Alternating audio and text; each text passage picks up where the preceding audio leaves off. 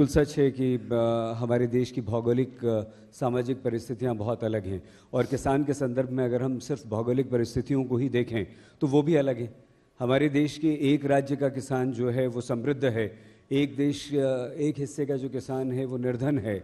गणेश जोशी जी ने अभी उत्तराखंड के किसानों की समस्याएं बताई, वहाँ टेरेस फार्मिंग का उल्लेख किया आपने, सीढ़ियों वाली खेती होती है, वहाँ बहुत ज़्यादा आप सुविधाएं उन्हें नहीं दे सकते हैं, या कैसे मॉडर्न टेक्निक्स और टेक्नोलॉजी वहाँ तक पहुँचाई जाए।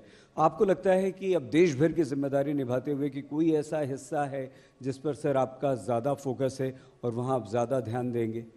नहीं, ध्यान तो सब जगह समान देना है, लेकिन परिस्थितियां अलग है। जैसे हमारे जो पहाड़ी राज्य है उनकी समस्याएं बिल्कुल अलग है। वहाँ जोत के आकार हो या पहाड़ियों पे खेती करना हो, सीढ़ीदार जो उन्होंने बताया वो खेती करना हो, या नॉर्थ ईस्ट की समस्या अलग है, दक्षिण की समस्या अलग है, पंजाब जैसे राज्यों की समस्याएं अलग है, तो मध्य की समस्या अलग है। तो अलग अलग स्टेट स्पेसिफिक और एग्रो क्लाइमेटिक जोन स्पेसिफिक योजनाएं भी हम अलग अलग बना रहे हैं। खेती बड़ी मॉडर्न हो गई है और उसमें अत्याधुनिक मशीनों का इस्तेमाल आजकल होने लगा है। हमारा किसान बहुत विकास कर रहा है। आप कहते हैं लैब टू लैंड, ये अगर किसान भाई हमारे समझना चाहें तो क्या मतलब हुआ इसका? देखो, एक तरफ तो आईसीआर जैसी संस्थाएं हैं जिसके 5000 वैज्ञानिक नित्य नए शोध करते हैं। अब वो शोध केवल प्रयोगशाला में रह जाएं, केवल लैब में रह जाएं, ये उचित नहीं होगा। वो जल्दी से जल्दी किसान तक पहुंचना चाहिए। इसलिए विज्ञान से किसान, वैज्ञानिक और किसान जुड़े, लैब से लैंड जुड़े। अब जैसे 109 नए बीजों की क्वालिटी तो आ गई, वो किसान के पास जल्दी से जल्दी कैसे पहुंचे, किसान को हम बता कैसे पाएं? तो हमने एक प्रयोग शुरू किया, आधुनिक कृषि चौपाल।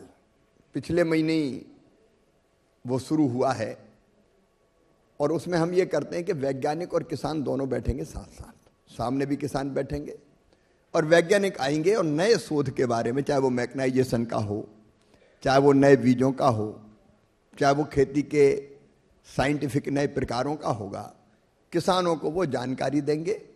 हर कृषि विज्ञान केंद्र में भी हर महीने एक दिन ये कार्यक्रम होगा, 2 बजे दिन में शुरू होगा, पहले शनिवार को हर महीने के होगा, और किसान केवीके में और कृषि विश्वविद्यालय बाकी जगह बैठ के सुनेंगे, उनकी जिज्ञासाएं सामने बैठे किसान पूछेंगे, वैज्ञानिक जवाब देंगे।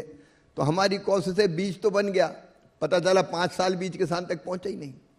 अब इस बार जो 109 नई वैरायटी हमने निकाली उसमें हमने कोशिश की कि एग्रीकल्चर यूनिवर्सिटीज के माध्यम से, कृषि महाविद्यालय केवीके और निजी संस्थाओं के माध्यम से भी जल्दी हम फाउंडेशन सीड, ब्रीडर सीड से फाउंडेशन सीड, सर्टिफाइड सीड बनाएं और किसानों तक जल्दी पहुंचाएं ताकि उसका लाभ वो ले सके।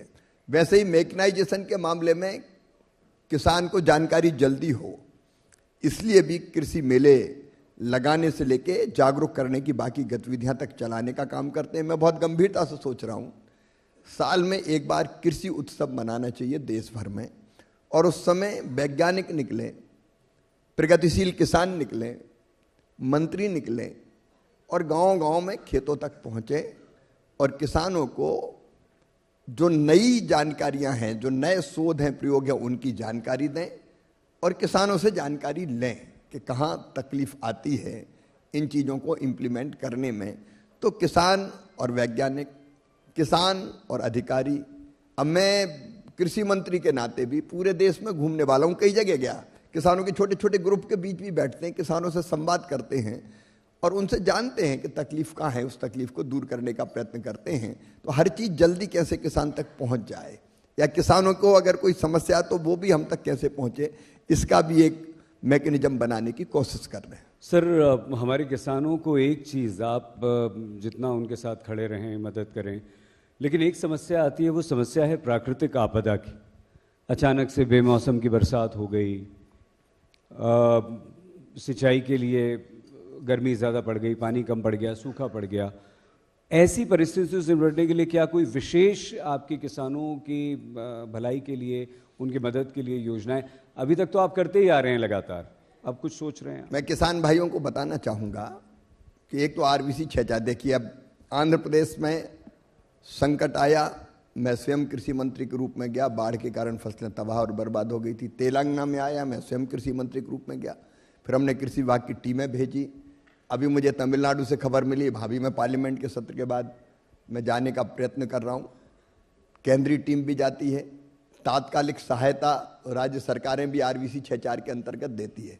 लेकिन फसल बीमा योजना में व्यापक बदलाव हमने किए हैं। जैसे पहले जो 2016 के पहले फसल बीमा योजना थी, जिसको अभी भी लगातार हम अपडेट कर रहे हैं, पहले केवल सरकारी एजेंसी ही नुकसान की भरपाई करती थी, बजट नहीं होता था तो भरपाई नहीं हो पाती थी। अब इंश्योरेंस कंपनियां करती है। पहले फसल बीमा योजना की इकाई तहसील हुआ करती थी, ब्लॉक हुआ करती थी, और तहसील और ब्लॉक का मतलब यह है कि पूरे ब्लॉक में या पूरी तहसील में जब फसल खराब हो जाएगी तब किसान को क्लेम मिलेगा। अब हमने वो इकाई बदल के गांव कर दी, क्योंकि तहसील में अगर फसल खराब हो जाए, पूरी तहसील में फसल जब तक खराब ना हो तब तक नुकसान ना मिले, तो 4 गांव में, 6 गांव में, 8 गांव में, 10 गांव में नुकसान हो गया, आपको नुकसान की भरपाई नहीं होगी। तो किसान भगवान से प्रार्थना करे कि मेरी फसल खराब हो गई, तू सबकी कर दे तो मुझे कुछ मिलेगा। अब ये बिल्कुल उल्टी बात थी। हमने उसको तय कर दिया कि नहीं, गांव में भी एक फसल खराब हुई है तो हम नुकसान की भरपाई करेंगे, और गांव में भी इकाई बना दी खेत। अगर पूरे गांव की फसल खराब नहीं होती, 4 किसानों की फसल खराब हो तो उनको नुकसान क्यों नहीं, भरपाई क्यों नहीं होने चाहिए? तो अब इकाई बना दी खेत, तो उसका भी मुआवजा किसानों को मिलेगा, राहत की राशि किसान को मिलेगी। तो ऐसे कई बदलाव निरंतर किसानों से भी सुझाव लेके हम करते जा रहे हैं। जैसे अभी कृषि बजट बन रहा है, तो मैंने अभी परसों ही कई किसान जो प्रगतिशील थे उनसे, किसान संगठनों से, यहाँ तक के जो किसान माल उत्पादित करता है, फल हो, सब्जी हो, अनाज हो, उसको प्रोसेसिंग करने वाले लोग भी हैं, तो उनसे भी बात की कि भाई बजट कैसा आना चाहिए, ये बताएं। तो मैं सब किसान भाइयों से कहना चाहूँगा, मुझे ये गुमान बिल्कुल नहीं है कि मेरे अफसर सब समझते हैं या मैं स्वयं सब चीज़ें समझता हूँ। मैं मानता हूँ कि प्रैक्टिकल सबसे ज़्यादा अगर कोई समझता है तो वो किसान धरती पर जानने वाला समझता है। उससे ज़्यादा खेती का जानकार कोई हो नहीं सकता। इसलिए मध्य प्रदेश में भी जब कृषि के संबंध में हम योजना बनाते थे तो किसान पंचायत बुला के उनसे सुझाव मांगते थे। अब भी मैं देश के अलग अलग राज्यों में जाके और राज्यों के प्रमुख लोगों को बुला के उन राज्यों की विशेष परिस्थितियां समझूंगा और उसके अनुरूप कृषि की नीतियां हम बनाते चले जाएंगे।